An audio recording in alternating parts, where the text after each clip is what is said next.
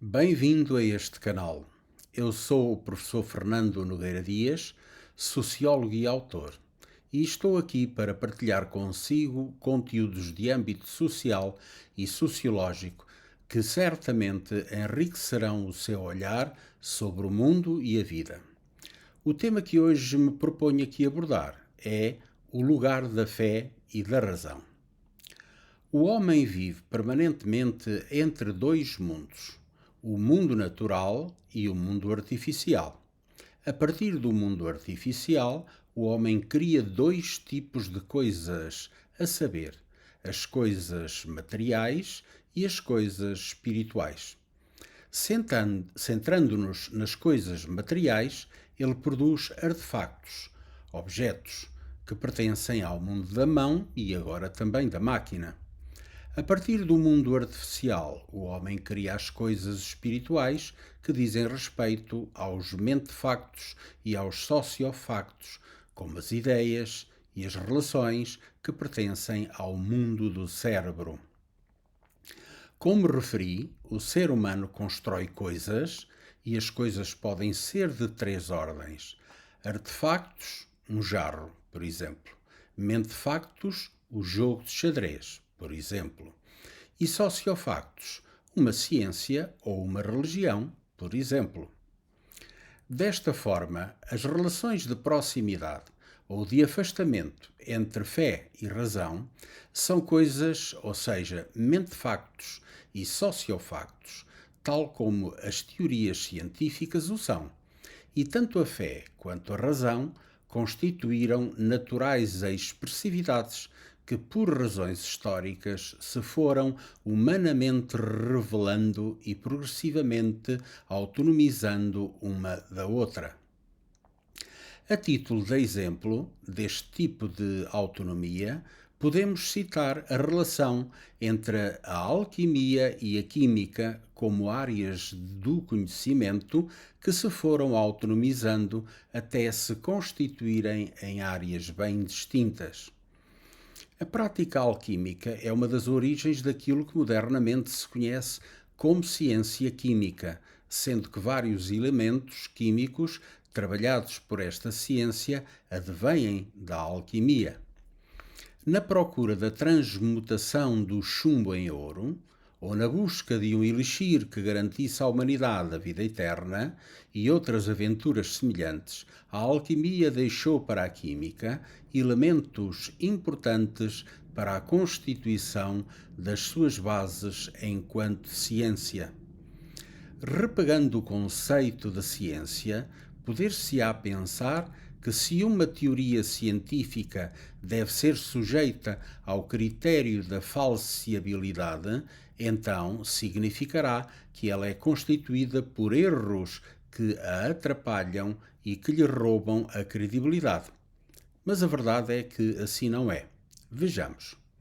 Ao contrário do raciocínio indutivo, que procura construir as suas teorias a partir dos resultados experimentalmente obtidos, mediante um número limitado de observações, que depois se extrapolam para o universo sob a forma de teoria, a proposta do filósofo austríaco Karl Popper assenta no raciocínio precisamente inverso. Perante uma interrogação, um problema de investigação, primeiramente estabelecemos uma hipótese científica, que é uma teoria, e a partir da sua confirmação ou da sua infirmação, pelas experiências empíricas, é que vamos vendo se a mesma faz ou não sentido, se a hipótese pode ser ou não considerada válida. Por sua vez, o método hipotético ou dedutivo encontra-se suportado num quadro conceptual, ou seja, num quadro de referências teórico que suporta as hipóteses a serem testadas. Neste sentido, a prática do cientista consiste em recolher o maior número de elementos possíveis para verificar a falseabilidade da anterior teoria à sua. A falseabilidade diz assim respeito à possibilidade de uma hipótese ou teoria poder ser refutada, exposta como falsa.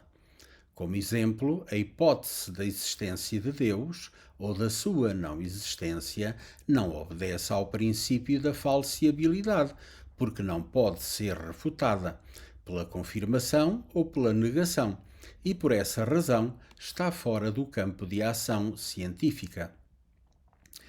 Por outro lado, os problemas surgidos na refutação das hipóteses não constituem humilhação para o cientista ou para a ciência. Muito pelo contrário, eles são o motor do avanço científico, pois sem eles as teorias tornar-se-iam estáticas, logo dogmáticas, levando à paralisia do próprio conhecimento científico. No conceito de Popper, as teorias erram exatamente porque são científicas, o que é próprio da sua natureza, pressupondo naturalmente que o conhecimento científico é, por isso mesmo, sempre contingente, provisório e que vai progredindo beneficamente em função dos problemas que se levantam, os quais obrigam os cientistas a ajustar as teorias ao real concreto.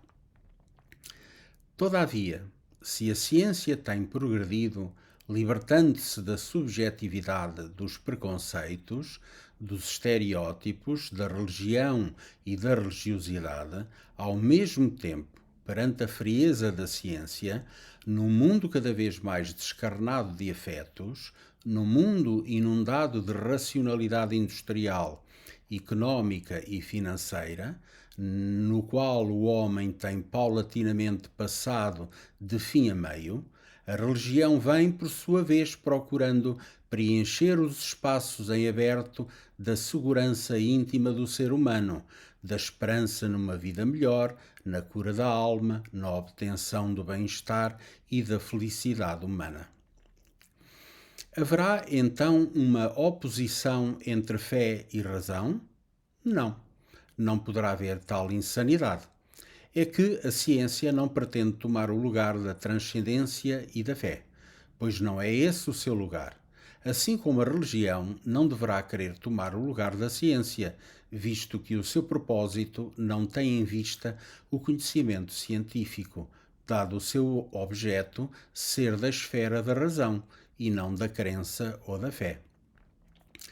Ora, sendo que o objeto de estudo científico não diz respeito à transcendência nem ao divino, porque, como objeto de estudo, não obedece ao critério da falseabilidade, a religião poderá ficar tranquila, pois a ciência não quererá nunca tomar o seu lugar ou o papel das diferentes religiosidades, assim como a ciência não está interessada em procurar as verdades absolutas da fé.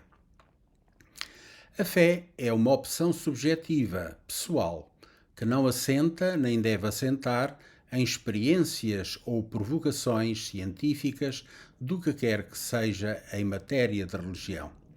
O seu horizonte são os absolutos, ou é ou não é. Já a ciência reside na relativização das suas ideias e princípios, com base em afirmações sempre provisórias, até que outras mais adequadas lhe deem lugar. A força da religião reside na dogmatização das suas ideias e princípios e nas verdades absolutas. A força da religião mora no campo da fé e da crença subjetiva de cada crente. Já a força da ciência mora no campo racional e na objetividade do conhecimento, ainda que sempre provisório. Resumindo, nenhuma esperança no além pode ser dada pela ciência, mas também nenhuma religião poderá dar aquilo que só a ciência pode dar neste mundo. Assim, tendo o homem como centro de preocupação, fé e razão, ou religião e ciência, não se opõem porque cada uma tem o seu lugar, mas convergem para o mesmo fim, que é a humanidade e os valores do humanismo esclarecido e esclarecedor. Espero que tenha gostado. E se ainda não está inscrito, faça-o agora mesmo, pois desta forma será sempre avisado de novas publicações neste canal. E já agora, se este vídeo foi do seu agrado, coloque nele um like para que o canal possa atingir ainda mais pessoas.